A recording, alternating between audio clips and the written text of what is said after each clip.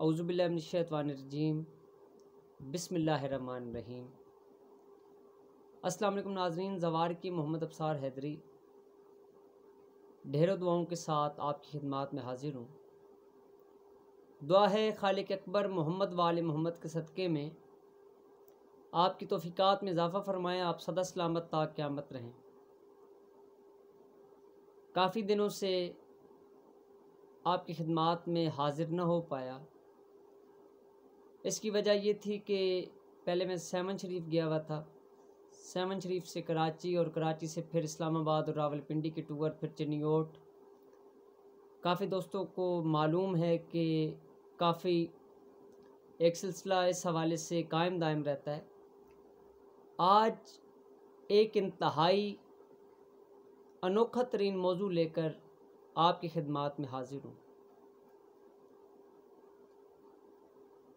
जो इंसान खालिक कायनात की वहदानियत का इकरार करते हुए मोहम्मद वाले मोहम्मद के दर पर सच्चे दिल से सुच्चे दिल से झुक जाता है, उसकी तमाम मुरादें मौला पिंगन पाक के सदक़े में खालिक कायनात पूरी फरमाते हैं।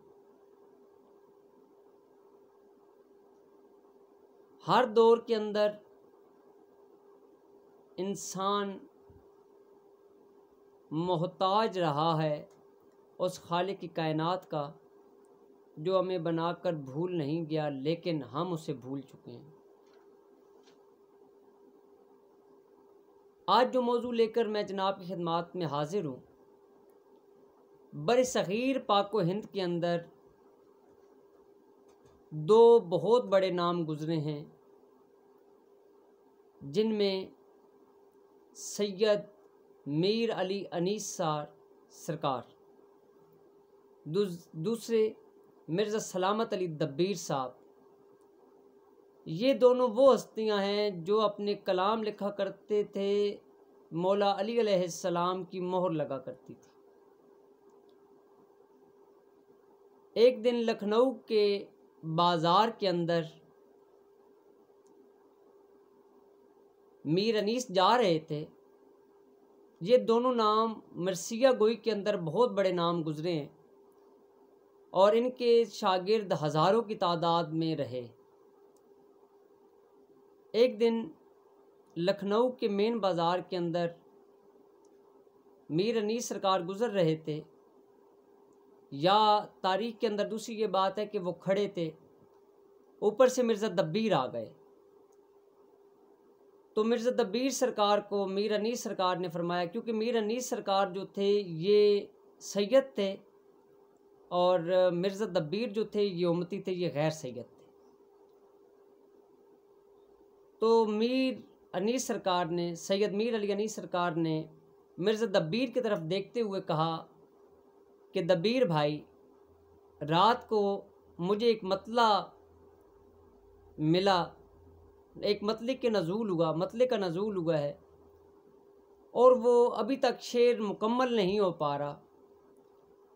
तो मिर्ज़ा दब्बीर अली उन्होंने फरमाया कि सरकार आप फरमाएं क्या मतला हुआ आपको। तो वो कहते हैं कि खुर्शीद सरे शाम कहाँ जाता है,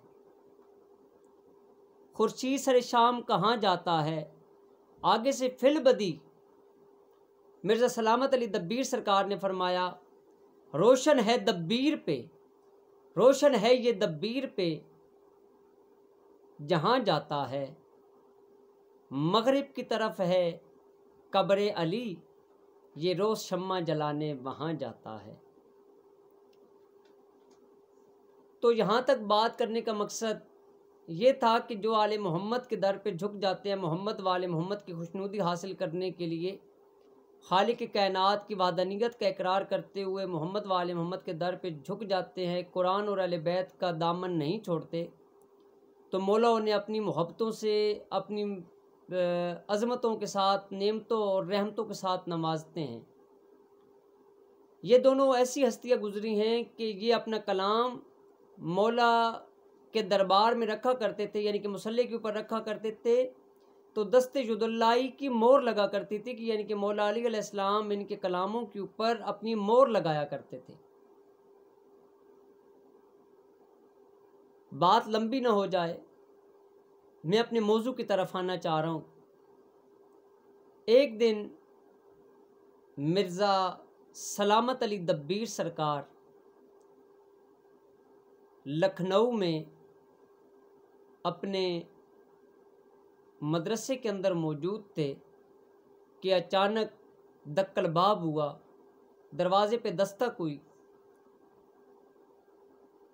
सरकार ने पता किया कि कौन है,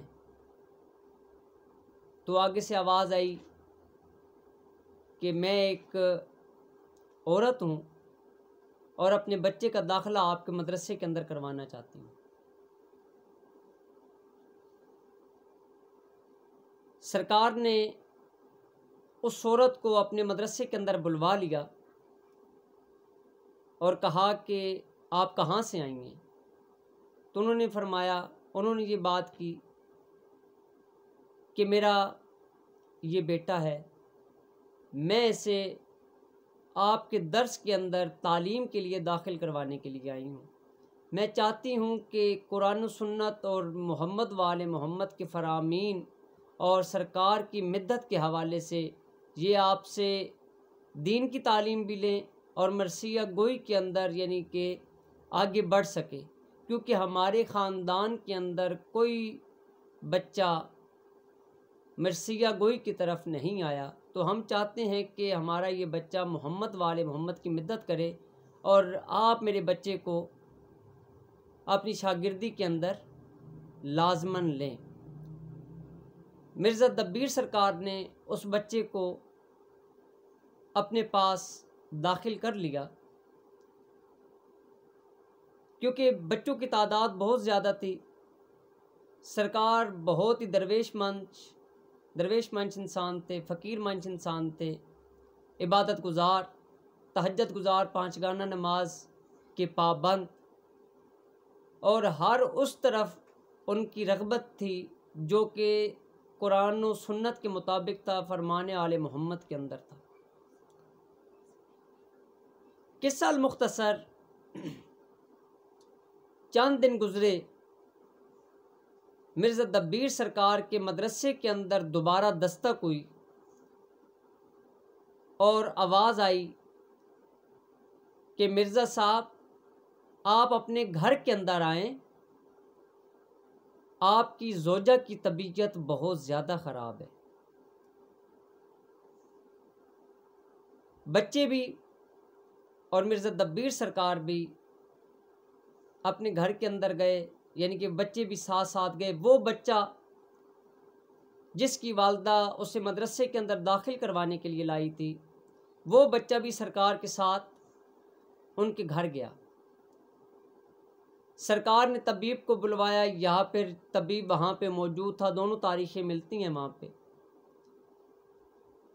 वो बच्चा सरकार के साथ साथ, सरकार ने जिस वक्त हालत देखी मिर्ज़ा सलामत अली दब्बीर सरकार ने कि उनकी ज़ौजा की हालत बहुत ज़्यादा ख़राब है, तो वो थोड़े से घबराहट के अंदर बहुत ज़्यादा परेशान हुए। उन्होंने तबीब से पता किया, हकीम से पता किया कि मेरी ज़ौजा का इलाज क्या चीज़ है।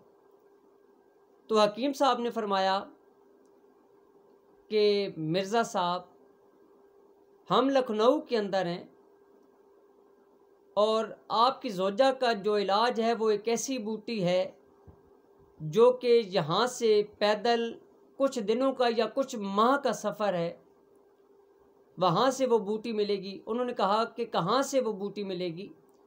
उन्होंने कहा कि ये आगरा के शाही महल के अंदर एक बूटी है, उसका नाम उन्होंने लिख कर दिया कि अगर हम ये बूटी लेकर भी आते हैं तो हमें कई दिन लग जाएंगे, हो सकता है 1 माह भी लग जाए। तो उन्होंने कहा कि ये तो लाना बहुत नामुमकिन है, मैं कैसे लाऊंगा, क्या इसका कोई और हल। तबीब ने कहा कि नहीं मिर्ज़ा साहब, यही हल है कि ये आगरा के शाही महल से अगर बूटी आ जाए तो आपकी ज़ौजा बच सकती हैं, नहीं तो इनकी मौत वाक़या हो सकती है। बेशक अल्लाह पाक मौत और ज़िंदगी पे कादिर हैं। तो साथ ही वो बच्चा खड़ा था। वो बच्चा मिर्ज़ा दब्बीर सरकार को कहता है कि सरकार अगर आप हुक्म करें तो क्या वो बूटी मैं ले आऊं। ये बच्चे का कहना था। मिर्ज़ा दब्बीर सरकार के चेहरे पे गज़ब, रोब दबदबा और ऐसी सिलवट फील हुई कि जिससे ऐसे फील हुआ करता था कि मिर्ज़ा साहब शदीद गुस्से के अंदर हैं। मिर्ज़ा साहब ने फरमाया कि तुम मेरे शागिर्द होकर उस्तादों के साथ मजाक करते हो, क्या मेरी तालीम के अंदर कोई कमी रह गई थी। बच्चे ने कहा कि नहीं सरकार, आप मुझे हुक्म फरमाएं, मैं वो बूटी ले आऊँगा। सरकार ने फरमाया कि तुम बूटी नहीं ला सकते क्योंकि लखनऊ से आगरा बहुत ज़्यादा दूर जगह है, काफ़ी दिनों का फासला है, तुम कैसे लाओगे। बच्चा कहता है कि सरकार आप मुझे हुक्म फरमाएं, मैं बूटी लेकर आऊँगा। सरकार ने फरमाया कि ठीक है, तुम अगर बूटी लाना चाहते हो तो बूटी लेकर आओ। तारीख लिखती है कि चंद मिनट नहीं गुजरे थे तो वो बच्चा एक बूटी अपने हाथों के अंदर कपड़े के अंदर लपेट कर लाया और मिर्ज़ा दब्बीर सरकार को दी कि सरकार ये बूटी देखें, तबीब साहब को ये चेक करवाएं कि क्या ये बूटी वही बूटी है जो कि आपने फरमाई थी। किस्सा मुख्तसर कि जिस वक्त तबीब ने वो बूटी देखी, उन्होंने कहा कि ये वही बूटी है जो कि ताजरा की शाही महल, आगरा के शाही महल के अंदर थी, ये वही बूटी है। मिर्ज़ा सरकार उस वक्त इंतहाई परेशान और महवे हैरत हो गए कि ये बच्चा 5 मिनट के अंदर या 10 मिनट के अंदर ये जड़ी बूटी किस तरीके से ले आया। उन्होंने दवाई को बनाया, तबीब साहब ने दवाई को बनाया, अफाका हुआ ज़ौजा मोहतरमा को, सलामत अली दब्बीर सरकार की ज़ौजा मोहतरमा को अफाका हुआ। तो दूसरे दिन या शाम को मिर्ज़ा दब्बीर सरकार ने उस बच्चे को बुलवाया और कहा कि तुम कौन हो और ये तुम बूटी किस तरीके से लाए हो। तो वो बच्चा कहने लगा कि सरकार मैं आम इंसान हूँ। तो सरकार ने फरमाया कि नहीं, उस्तादों के साथ सच बोलना मैंने तुम्हें सिखाया है, तुम्हें अल्लाह और कुरान का वास्ता, मोहम्मद वाले मोहम्मद के फरमान का वास्ता मुझे ये बताओ कि तुम कौन हो। वो बच्चा रोते हुए मिर्ज़ा दब्बीर सरकार को कहता है कि सरकार मैं आपको सच बात बता देता हूँ कि मैं कौन हूँ, लेकिन आप मुझसे वादा करें कि आप मुझे अपने मदरसे से नहीं निकालेंगे। ये कहना था। तो मिर्ज़ा दब्बीर सरकार ने फरमाया कि ठीक है, मेरा तुम्हारे साथ वादा हुआ, इस वादे को वफा करूँगा, तुम मुझे बताओ तुम कौन हो। तो वो बच्चा कहने लगा सरकार मैं कौम जन्नात में से हूँ। तो सरकार ने फरमाया कि जन्नात के तो बहुत ज़्यादा कबीले हैं, तुम कौन से कबीले से तल्लक रखते हो। तो बच्चा कहने लगा सरकार मैं एक बहुत बड़े शाही ख़ानदान का बेटा हूँ। उन्होंने कहा कि अपना तारुफ करवाओ। तो बच्चा हसरत की नज़र, हसरत की दीद अपने सर को झुकाते हुए, नज़रों को झुकाते हुए कहने लगा कि मैं जाफ़र जिन का पोता हूँ। जाफ़र जिन का नाम आना था तो मिर्ज़ा दब्बीर के जिस्म के अंदर थरथराहट पैदा हुई, कपकपाहट पैदा हुई। मिर्ज़ा दब्बीर ने फरमाया अपना पूरा तारफ़ करवाओ, तुम कौन से जाफ़र के पोते हो। उन्होंने कहा कि जो जिस हस्ती का परसों आपने मरसिया लिखा था मैं उसी जाफ़र जिन का पोता हूँ, जो कि चश्मदीद गवाह हैं इमाम हुसैन बादशाह के कत्ल की।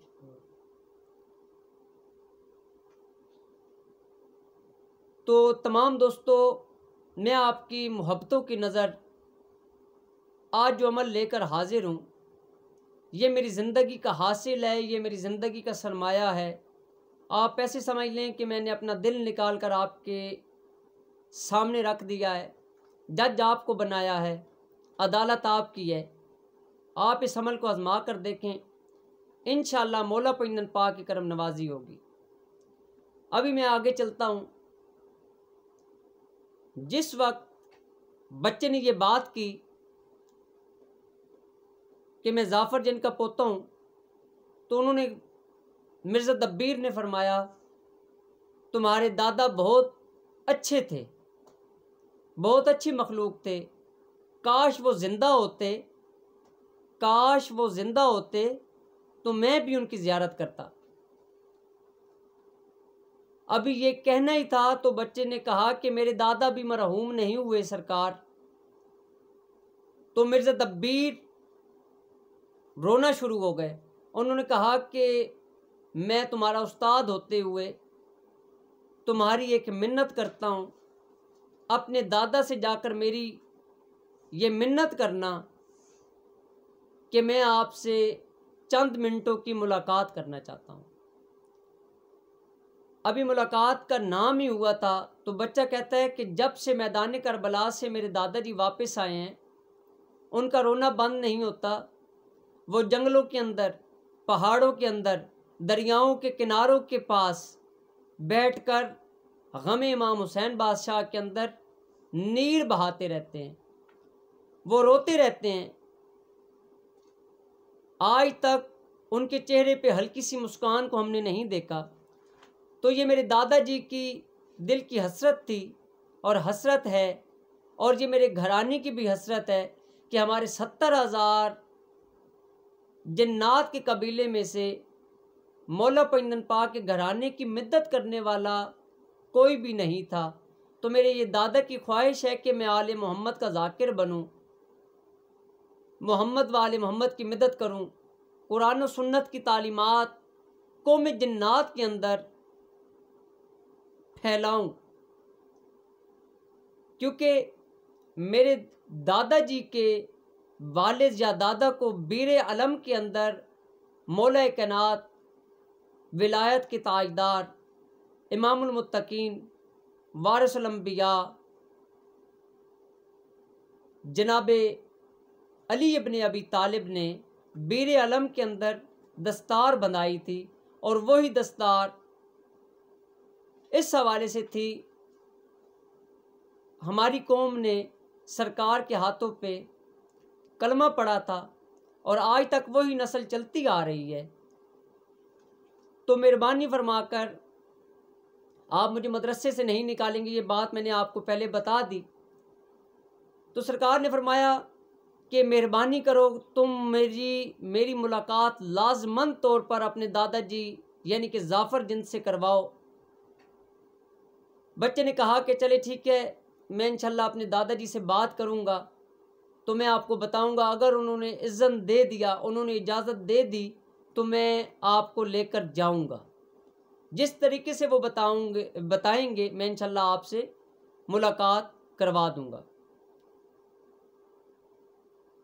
बच्चा घर पहुंचा, उसने अपनी वालदा से बात की कि वालदा मोहतरमा, आज मेरा ये राज खुल चुका है, मेरे अस्साज़ा के सामने, मेरे उस्ताद जी के सामने ये बात खुल चुकी है कि मैं कौम जन्नात में से हूँ। ये बात करने की, ये बात बच्चे ने की तो वालदा ने रोना शुरू कर दिया। वालदा कहती है कि हो सकता है तुम्हें उस्ताद निकाल ना दे मदरसे से और हम मोहम्मद वाले मोहम्मद की तालीमात से महरूम ना हो जाएं, हमारी नस्ल में से ये जिक्र करने वाला कोई पीछे ना हट जाए। तो बच्चे ने गारंटी दी कि मेरे उस्ताद जी ने मुझे फरमाया है कि मैं तुम्हें मदरसे से नहीं निकालूंगा। बच्चे ने सारा वाक़या गोश गुजार किया वालदा को। तो बच्चे ने कहा कि वालदा मोहतरमा, मेरे उस्ताद जी ने ये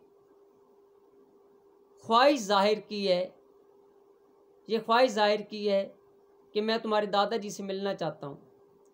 किसल मुख्तसर बच्चा जिस तरीके से भी जैसी भी बातचीत हुई, जाफ़र जिनको मिलने के लिए उनका पोता गया। अभी पोता गया ही था तो वहाँ पे बच्चे ने सलाम देकर तो फ़ैयाल अलैहिस्सलाम मदद किया। बच्चे ने कहा कि सरकार, मैं जिस मदरसे के अंदर पढ़ता हूँ, मेरे उस्ताद जी आपसे मुलाकात करना चाहते हैं। मुलाकात की बात करना थी तो हज़रत जाफ़र जिनके आंसू थमते ही नहीं थे, थम ही नहीं पा रहे थे वो आंसू। ये अभी आंसू की ऐसी झड़ी शुरू हुई कि जैसे उनका दामन आंसुओं से पुर हो चुका हो, जैसे किसी बंदे ने किसी को नहला दिया हो। उन्होंने कहा कि मुझे पता है कि तुम्हारे उस्ताद जी मुझसे क्या पता करना चाहते हैं। किसल मुख्तसर के जाफ़र जिन ने फरमाया, लखनऊ की जो बड़ी जामिया मस्जिद है जिसका लीमा मीनार है, जिसे लंबा मीनार भी पढ़ते हैं, लीमा मीनार भी उलमाए दीन ने भी पढ़ा है, फ़ुक़रा ने भी पढ़ा है, ज़ाकिरीन उज़ाम ने भी पढ़ा है, आमिलीन कामिलीन ने भी पढ़ा है कि लीमा मीनार जामिया मस्जिद लखनऊ की जो सबसे बड़ी मस्जिद है, वहाँ पे ख़मीस वाले दिन यानी कि शब जुम्मा, जिस दिन जुमरात का दिन गुज़र जाए और जुम्मा की रात हो, उस दिन तुम्हारे उस्ताद जी से मैं मुलाकात करूँगा। किसल मुख्तसर के वो दिन आ गया। उस्ताद जी पहुँचे। देखते क्या हैं कि आसा की टेक पे एक बुज़ुर्ग खड़ा है।